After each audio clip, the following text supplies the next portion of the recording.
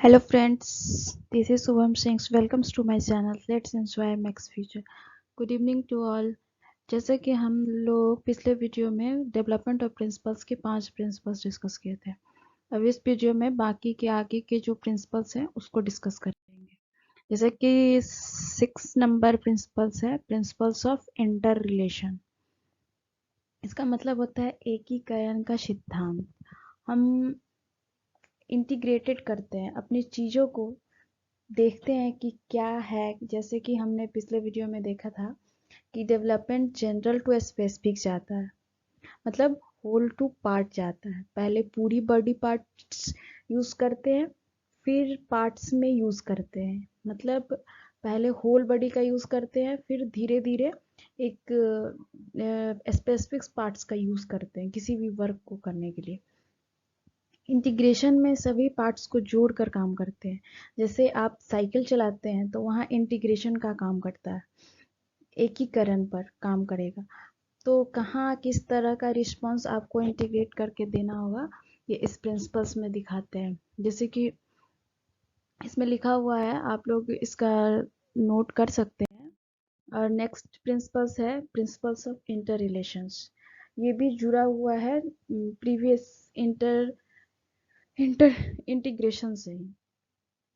Inter relation का मतलब होता है जुड़ा होना। आपको पता है कि डेवलपमेंट के जो वेरियस डायमेंशंस है सब जुड़ा होता है। जैसे social, mental, language development, emotional development, ये जो टाइप्स हैं सभी आपस में जुड़े हुए हैं। जैसे अगर किसी बच्चे का फिजिकल डेवलपमेंट सही से नहीं हुआ हो तो जरूरी तो हो सकता है उसके सोशल डेवलपमेंट पे इफेक्ट पड़े, उसके मेंटल डेवलपमेंट पे इफेक्ट पड़े।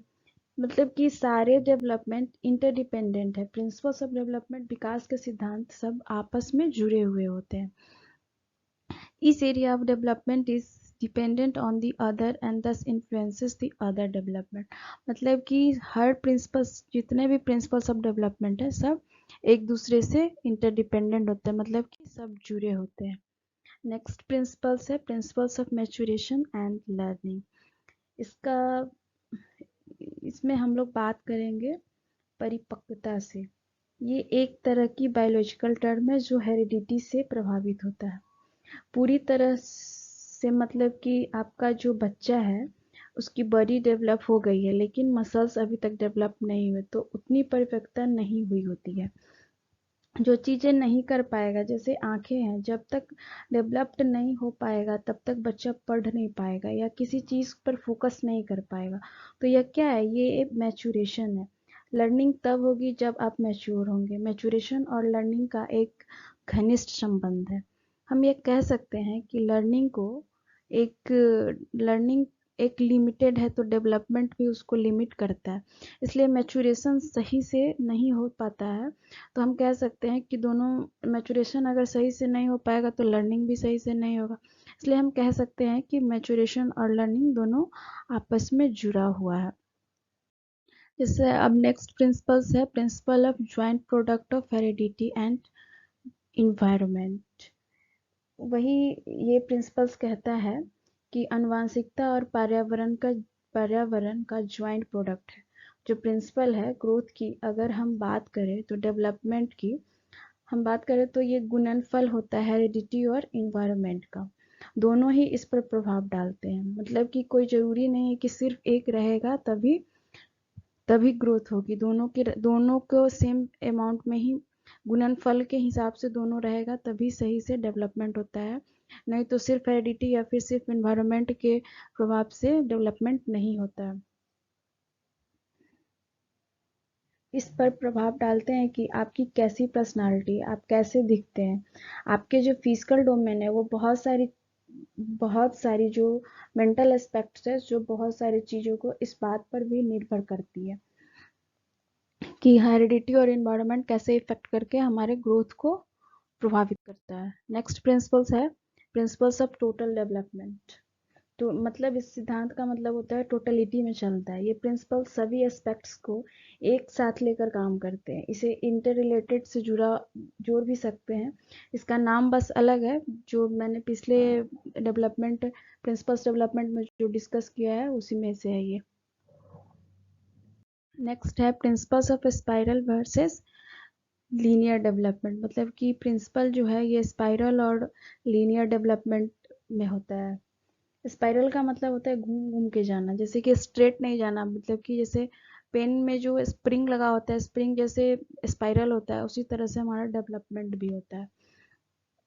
बैक एंड फोर्थ जाता है, मतलब कि एक बच्चा है, बच्चे को अपने, आपने देखा होगा, इसका एक एग्जाम्पल तो यह है कि सिंपल टू कम्प्लेक्स जाता है। फिर दूसरी चीज है कि बच्चा चाइल्डहुड में क्या होता है कि सेल्फ लव उसमें बहुत ज्यादा होता है, मतलब कि खुद से बहुत ज्यादा प्यार करता है। फिर लेटर चाइल्डहुड में वो गायब हो जाता है।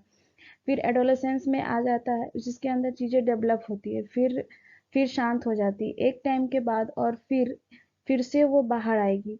जिस ये क्या हो रहा है, ये बैक एंड फोर्थ डायरेक्शन में चलता है।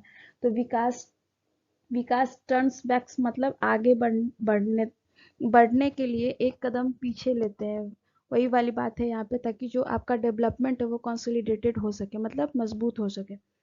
नेक्स्ट नेक्स्ट प्रिंसिपल है principles of significance of early development. मतलब आज के लिए लास्ट प्रिंसिपल्स ऑफ सिग्निफिकेंस है ऑफ अर्ली डेवलपमेंट। मतलब कि अर्ली डेवलपमेंट, आपका जो अर्ली चाइल्डहुड में जो डेवलपमेंट हुआ है उसका सिग्निफिकेंस आपके पूरे लाइफ पे पड़ता है। सबसे ज़्यादा इंपॉर्टेंट अर्ली डेवलपमेंट ही होता है, उसके बाद लेटर डेवलपमेंट होता है।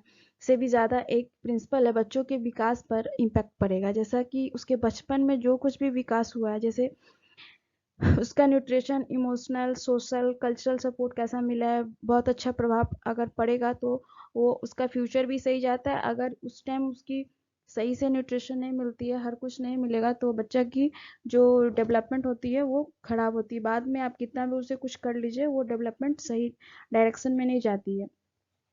इसलिए अर्ली चाइल्डहुड के टाइम में ही बच्चों पे ज़्यादा ध्यान देने की ज़रूरत होती है। उसे अच्छा इन्वायरमेंट देने की ज़रूरत होती है, उसे लव, केयर, न्यूट्रिशन सब सही से देने की ज़रूरत होती है। नहीं तो आगे जाके आप कितना भी देंगे तो बच्चे सही डायरेक्शन में ग्रोथ नहीं करते हैं।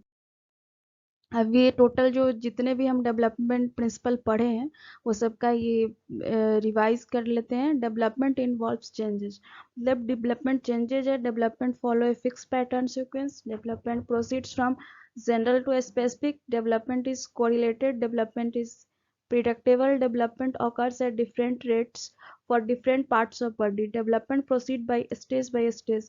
Early development is more important than that later development. Development is continuous. There are individual differences in development. Development is the product of maturation and learning. And next, we will discuss some questions about this topic. First question, development is a never ending process.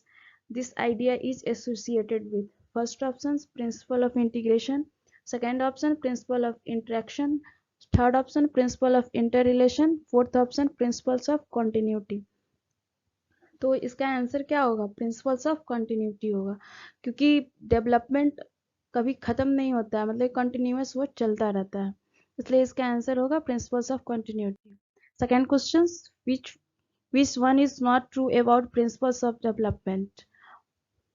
First option, development is continuous. Second option, development is interrelated. Third option, development is spiral. Fourth option, development is reversible in nature. मतलब क्या true नहीं है principles of development में?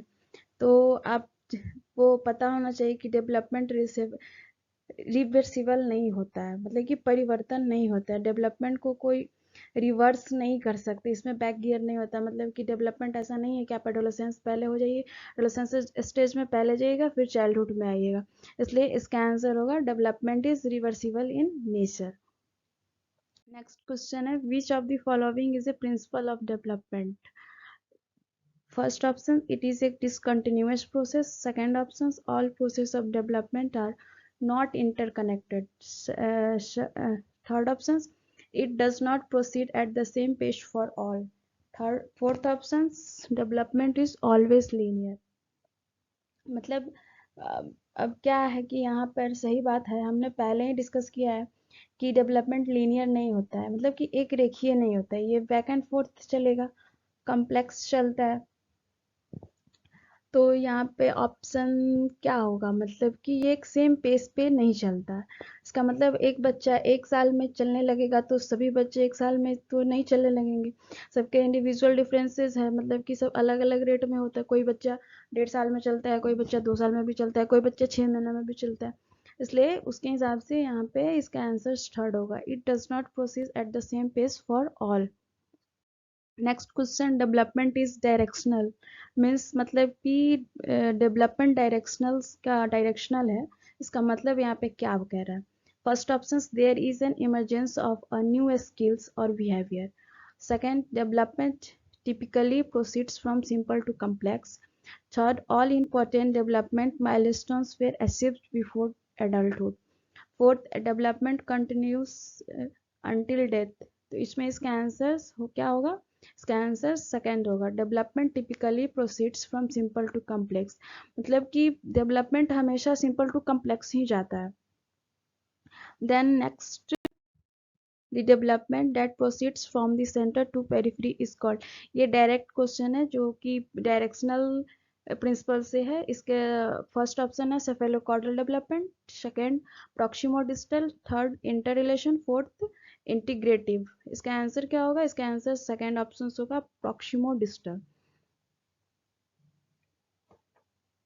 ये थे कुछ 5 questions. I hope आपको पसंद आया होगा, और अगर आपको सेशंस पसंद आया होगा तो वीडियोस को लाइक करें और आगे शेयर भी करें और हमारे चैनल्स को सब्सक्राइब करें। अगर अभी तक आपने नहीं किया है तो हमारे चैनल्स को सब्सक्राइब कर लें।